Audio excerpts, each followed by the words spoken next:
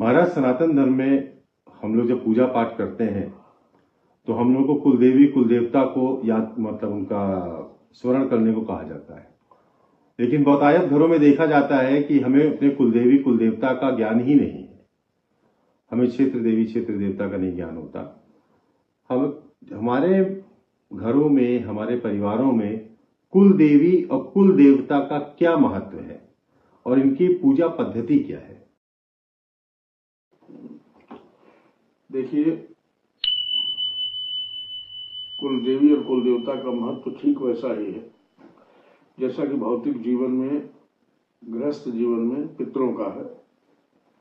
और ये कुल देवी और कुल देवता आदिकाल से हमारे स्पिरिचुअल गार्जियन हैं, आध्यात्मिक स्वामी हैं हमारे परिवार के, जो निरंतर हजारों वर्षों से, जब से हमारी पीढ़ियां चली आ रही हैं तब से हमारे ऊपर अपनी कृपा दृष्टि बनाए हुए हैं।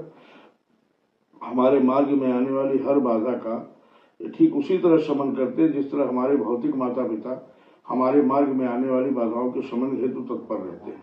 इसलिए कुल देवता और कुल देवी का स्थान असंदिग्ध है। ये एक ऐसी परिपाटी है कि जब मूर्ति पूजा नहीं प्रचलित थी तब से कुलदेवी कुल देवता का स्थान घरों में दिया जाता था। बुजुर्ग उनकी पूजा करते थे, उनकी पूजा की नियत तिथियां थी कि इस तिथि में होनी है और नियत व्यवस्था थी। तमाम जगहों पर कहीं बलि चढ़ा के कुल देवता की कुल देवी की पूजा होती थी, कहीं आटे का लड्डू चढ़ा के होती थी, कहीं पूरी पकवान चढ़ा के होती थी, कहीं मैंने तमाम जगहों पर देखा छत्तीसगढ़ के आदिवासी अंचल में कि जो ब्राह्मण हैं उनके यहाँ महुआ और दही और ये बड़ा ये सब चढ़ा करके देवी की पूजा होती है। तमाम तरह की वनस्पतियों का रस चढ़ाया जाता है कुल देवी की पूजा में। तो अलग अलग पद्धतियां हैं, देश काल के अनुसार निर्मित हुई। और कुल देवी कुल देवता माने नहीं जा सकते, वो होते हैं।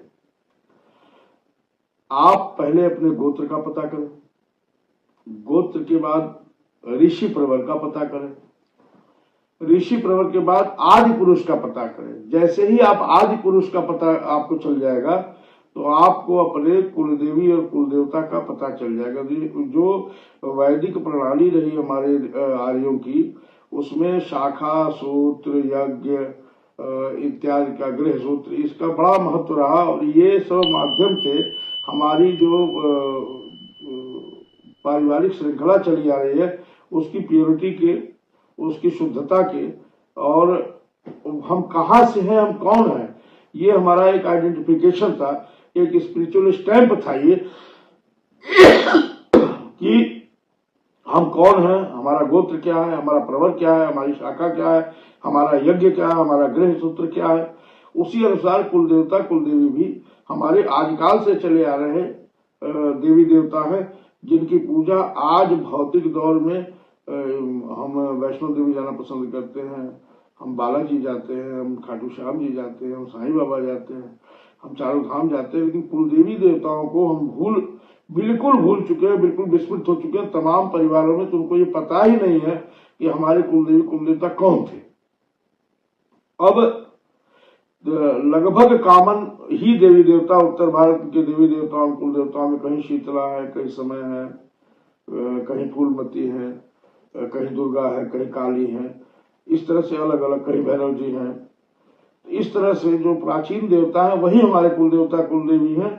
और इनकी अलग अलग रूपों में, अलग अलग पद्धतियों से, अलग अलग क्षेत्रों में उपासना होती है। लेकिन जैसे ही आपको अपने आदि पुरुष, अपने ऋषि प्रवर का पता चलता है तो आपको अपनी कुल देवी का पता चल जाए, क्योंकि जो ही आदि पुरुष का पता आपको चलता है तो उनकी सारी पद्धतियां आपके सामने आ जाएगी। मान लीजिए किसी कुल के आदि पुरुष विश्वामित्र हैं, मान लीजिए आदि पुरुष विश्वामित्र है, तो आप कहेंगे कुल देवी कैसे पता चलेंगे? तो आदि पुरुष अगर विश्वामित्र है तो दो कुल देवी आपकी हो सकती है। एक सांध्यकालीन गायत्री जो तामसिक है, दूसरी भगवती दुर्गा, क्योंकि ये दुर्गा आराध्य रही है महर्षि विश्वामित्र की, और जिन्हें हंस काली भी कहा गया। तो इस प्रकार जब आदि पुरुष का आपको पता चलता है, तो जैसे चंद्र ऋषि मान लीजिए आपके आदि पुरुष है, तो आपके जो अधिष्ठात्री होंगे वो शाकंभरी होंगी, क्योंकि उनकी जो शक्ति, उनकी जो आराध्य वो शाकंभरी है। तो उन्होंने अपने परिवार को उन्हीं को सौंपा होगा जो उनकी शक्ति थी। इस प्रकार अपने ऋषि प्रवर और आदि पुरुष का पता करके हम अपने कुलदेवी कुलदेवता का आभास पा सकते हैं, ज्ञान पा सकते हैं और उनकी उपासना कर सकते हैं।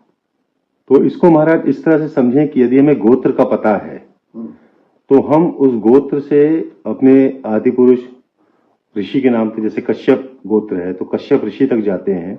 हाँ। और कश्यप ऋषि किन देवी देवता की पूजा करते थे, वो कश्यप गोत्र वालों की कुल देवी और कुल देवता होंगे? नहीं, कश्यप ऋषि ने आपके परिवार को किस परंपरा को सौंपा? कश्यप ऋषि एक यूनिवर्सिटी है, एक बड़ा संस्थान है, तो उन्होंने अपनी परंपरा किसी को सौंपा। मान लीजिए कश्यप ऋषि ने अपनी परंपरा उद्दालक ऋषि को सौंप दी कि भाई ये इस परिवार के मुखिया हो, तुम इसको देखो। तो उद्दालक ने जिस पहले पुरुष को उत्पन्न किया और उसे, उसकी आराध्या जिसे बनाया, उसका राज्य जिसे बनाया, वो आपका कुल देवता और कुल देवी हो।